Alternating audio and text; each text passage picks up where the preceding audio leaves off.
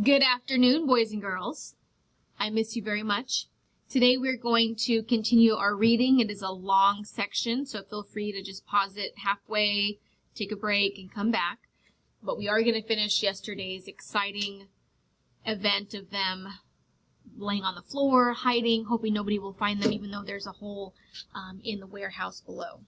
So yesterday we answered 7 and 8. Today we're going to answer number 9. And then number 10 we'll also do in today's reading. And then I will also go over all of the answers for page 97. I was trusting you guys to do those on your own, and I assume that you have. Some of you have sent them to me, but I will definitely give you the answers so you have them. All right? So our reading begins on page 204. I'm going to realign this. That's fine, I guess. All right. Again, like I said, it's long, and we're starting right here. And then I will pause it halfway. We'll talk.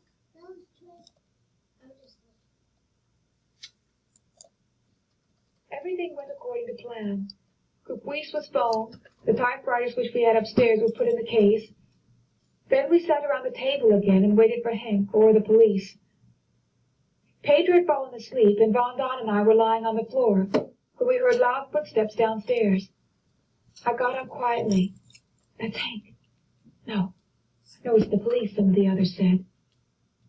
Someone knocked at the door. Mia whistled.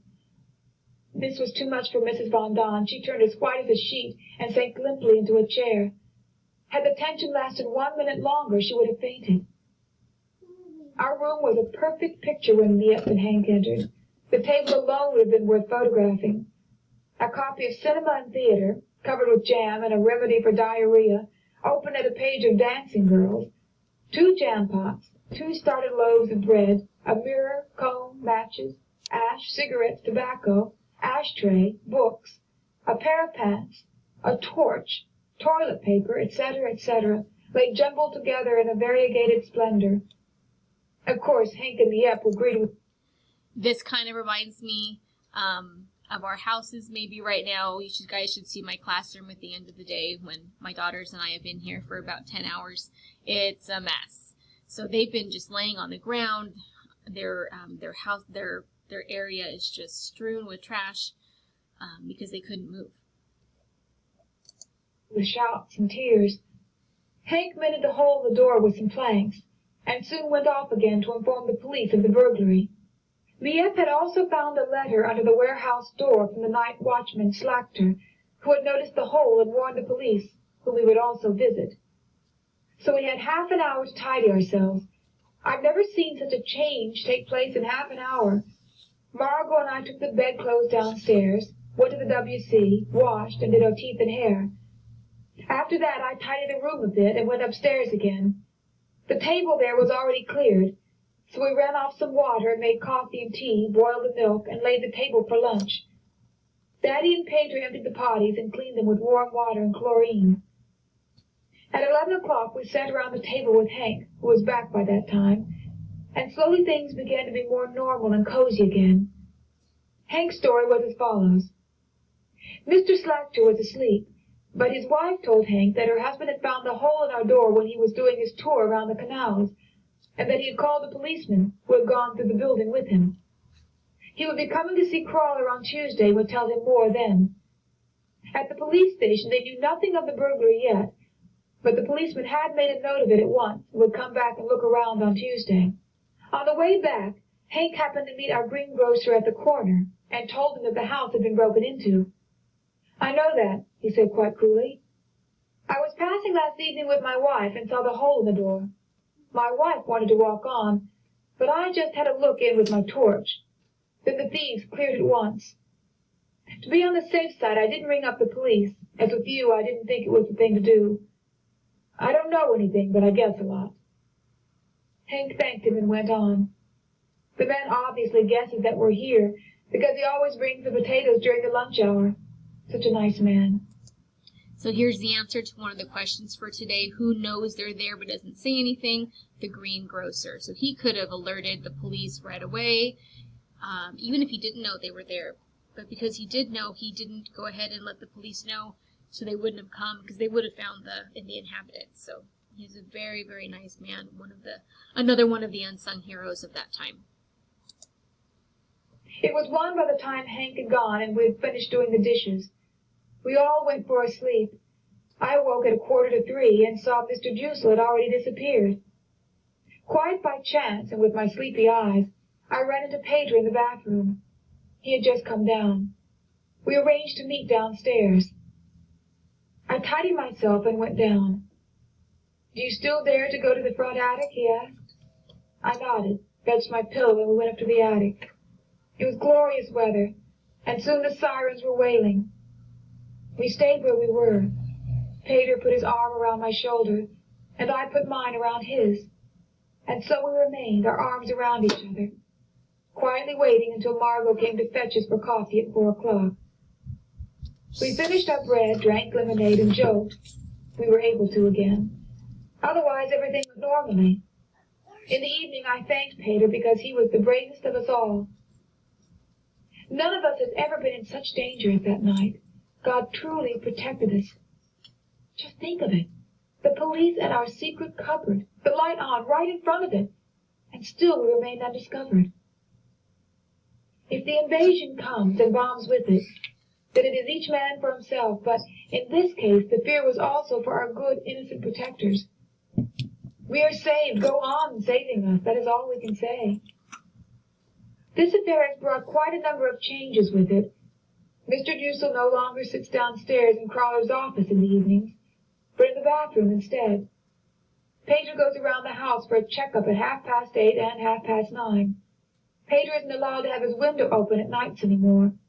No one is allowed to pull the plug after 9:30. This evening there's a carpenter coming to make the warehouse doors even stronger. Now there are debates going on all the time in the secret annex. Crawler reproached us for our carelessness. Hank, too, said that in a case like that we must never go downstairs. We have been pointedly reminded that we are in hiding, that we are Jews in chains, chained to one spot without any rights, but with 1,000 duties. We Jews mustn't show our feelings, must be brave and strong, must accept all inconveniences and not grumble, must do what is within our power and trust in God. Sometime this terrible war will be over. Surely the time will come when we are people again and not just Jews. So I want to pause it right here. Did any of you guys feel that way when the men went downstairs to check out the noise? Did you think, no, don't go down there? They definitely could have been caught at that moment, and they took that chance. And she compares them being Jews to being chained. It's almost like they're marked. They can't go anywhere. They're chained to one spot without any rights, but with 1,000 duties. So they're kind of expected to be brave and strong and not complain during this time. They just kind of have to wait, and they have to wait for freedom. This next paragraph is very insightful. She reflects on being a Jew and what that means and the suffering of the Jews in the Old Testament. Even though she doesn't say the Old Testament, she talks about it in terms of history. But we know that's the Old Testament. So I wish that, and maybe she confided in the Lord privately and didn't necessarily put it in her diary. And I hope that she did.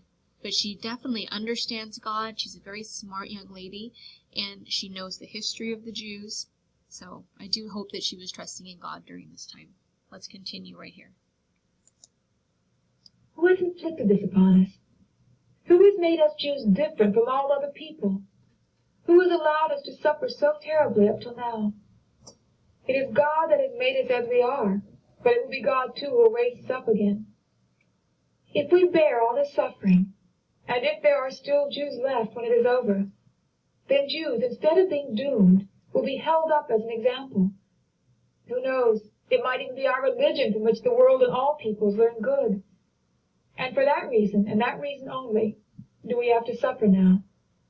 We can never become just Netherlanders or just English or representatives of any country for that matter. We will always remain Jews. But we want to, too. Be brave. Let us remain aware of our task and not grumble. A solution will come. God has never deserted our people.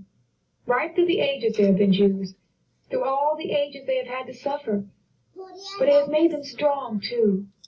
The weak fall, but the strong will remain and never go under. During that night, I really felt that I had to die. I waited for the police. I was prepared, as a soldier is on the battlefield. I was eager to lay down my life for the country. But now I've been saved again. Now my first wish after the war is that I may become Dutch. I love the Dutch. I love this country. I love the language and want to work here. And even if I have to write to the Queen myself, I will not give up until I have reached my goal. I am becoming still more independent than my parents, young as I am. I face life with more courage than Mummy. My feeling for justice is immovable and truer than hers. I know what I want. I have a goal, an opinion. I have a religion and love. Let me be myself, and then I am satisfied.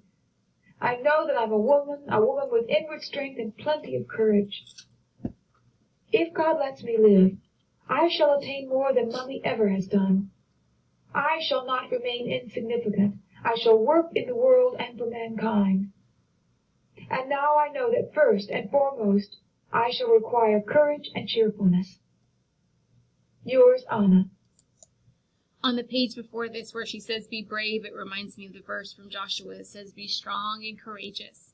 And God tells us that he'll never leave or forsake us. And just because we may die on earth, that doesn't mean that he hasn't kept that promise. If you're doing Anne for your character cards, I recommend this as a trait, one of the descriptions of her. She has a goal, she has an opinion. Let's see. She's a woman with inward strength, so this would give you some help in describing her. Here, she wants to be a Dutch citizen. She appreciates all that the Dutch have done for them. Now, here, she kind of makes a contract with God. God, if you let me live, then I'll do this, but that's not how it works with God. He has a plan for us.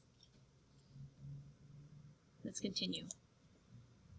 Friday, 14 April 1944. Dear Kitty, the atmosphere here is still extremely strained. Pim has just about reached boiling point. Mrs. Von Don is in bed with a cold and trumpeting away. Mr. Von Don grows pale without his fags. Jusel, who is giving up a lot of his comfort, is full of observations, etc., etc. So this is another word for cigarette. I believe it's what they use to describe it in Europe. There is no doubt that our luck's not in at the moment. The lavatory leaks, and the washer of the tap is gone, but thanks to our many connections, we shall soon be able to get these things put right. I am sentimental sometimes. I know that. But there is occasion to be sentimental here at times. When Pater and I are sitting somewhere together on a hard wooden crate in the midst of masses of rubbish and dust, our arms around each other's shoulders, and very close, he with one of my pearls in his hand.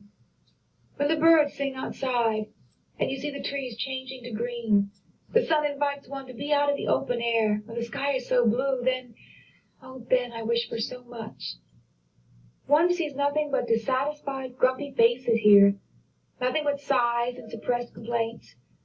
It really would seem as if suddenly we were very badly off here. If the truth is told, things are just as bad as you yourself care to make them. There's no one here that sets a good example. Everyone should see that he gets the better of his own moods.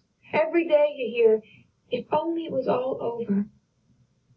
My work, my hope, my love, my courage, all these things keep my head above water and keep me from complaining. I really believe, Kit, that I'm slightly back today, and yet I don't know why. Everything here is so mixed up. Nothing's connected anymore. And sometimes I very much doubt whether in the future anyone will be interested in all my tosh. The Unbosomings of an Ugly Duckling will be the title of all this nonsense. My diary really won't be much use to Messrs. Wolkenstein or Gebrandi. Footnote. 2 members of the wartime Dutch cabinet in exile in London. Yours, Anna. So she gives Kitty a nickname. She calls her Kits instead of Kitty. And she says how other people are reacting to just the negativity and things not working and them not having the food that they want. And she says that none of them set a good example, but her work, her hope, keeps her from complaining. And this kind of reminds me of Scripture where we're told to be thankful always. The Bible tells us to always be full of joy in the Lord. I say it again, rejoice. Not to worry about anything, instead pray about everything. And tell God what you need and thank Him for what He's done. Now I know it's easy to say that not being a Jew during World War II. But she's able to do that. She hopes, now honestly, keeping this diary, I think has helped her keep sane. She's been able to write down her thoughts and her frustrations and her hopes and dreams. So that's something that you might benefit from now. I see that some of you guys are writing when I get your journals, and you're kind of really just letting me know what's on your heart. And that's what this is, the unbosomings, when you get something off your chest. And that's an idiom, right? That means you're sharing something that's been on your heart. So I suggest that you guys write. It can be in your regular journal that you guys do for Bible when you guys are doing your devotions, or it can be in the ones you do for me. Because what they're going through is obviously what we're going through pales in comparison to what they're going through, but there are some similarities. And it does help to be joyful as much as we can and to give thanks for everything, even the little things. All right, let's continue. So our last section, and then we're going to have the answer to, I believe, number 9 right here. Okay. Saturday, 15 April 1944. Dear Kitty, shock upon shock. Will there ever be an end? We honestly can ask ourselves that question now. Guess what's the latest?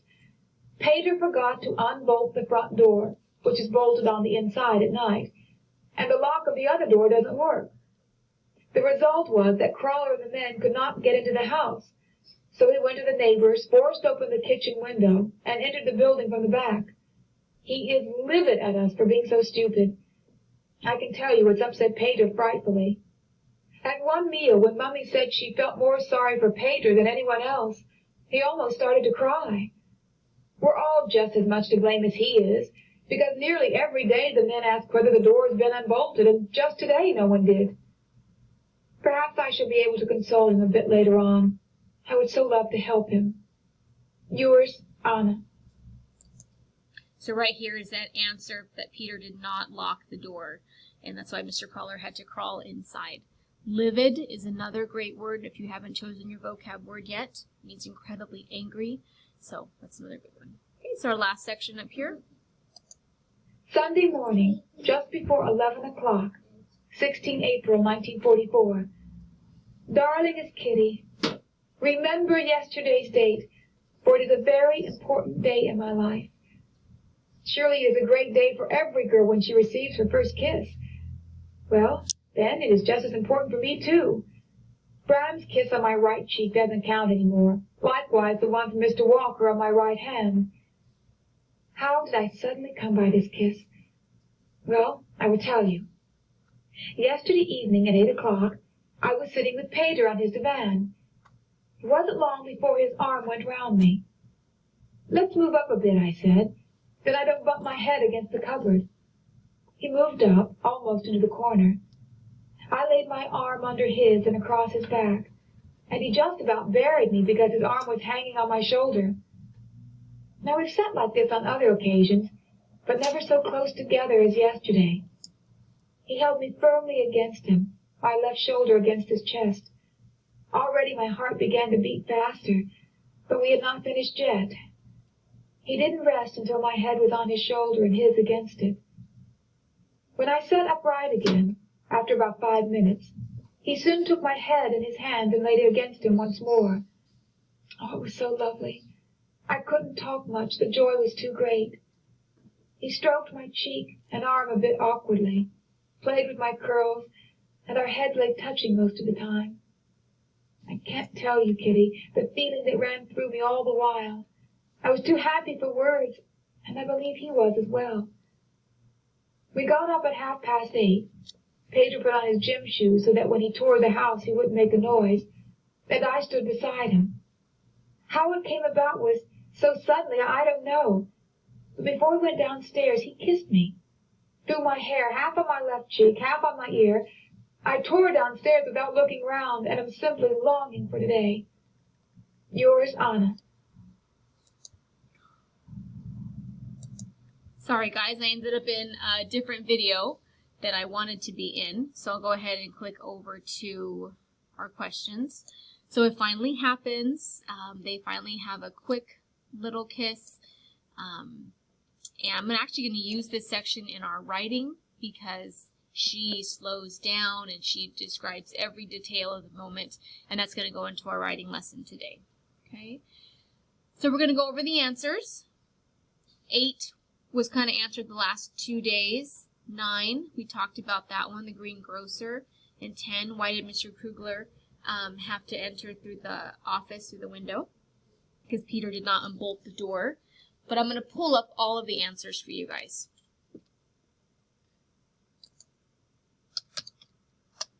All right, so right here, number 1, explain Margot's conflicting feelings concerning Anne and Peter's relationship. Some of you guys didn't have the whole answer for those of you guys that sent it in to me early.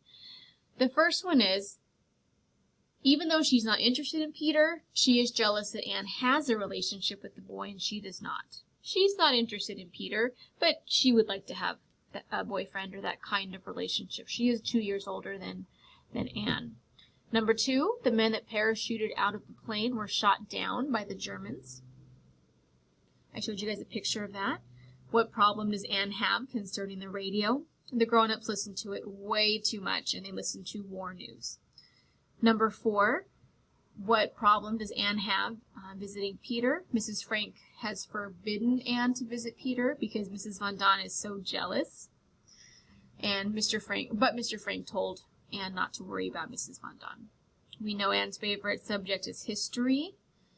Number 6, what happened to Mr. Dussel's cushion? Anne brought it up to sit with Peter, and Mr. Dussel got angry. Remember, he was worried that it was going to have fleas, because that's where Moochie spends most of its time. Number 7, how did the men scare off the burglars? This was yesterday. Mr. Von Don yelled, "Police!" And it worked. It worked. It scared them away. Can you imagine if they went through the entire house? Gosh. Number 8, what caused the family to sit in the dark for 2 days? Now, the answer she put was that they were afraid the couple with the flashlight, or torch as they call it in the book, saw them and were going to call the police, but really anybody could have come in. It wasn't just them. But man, regular people were that close to them. It gave me chills the first time I read that section. Number 9, who suspects the families are in hiding, but probably won't do anything about it? That was the greengrocer. We talked about that today.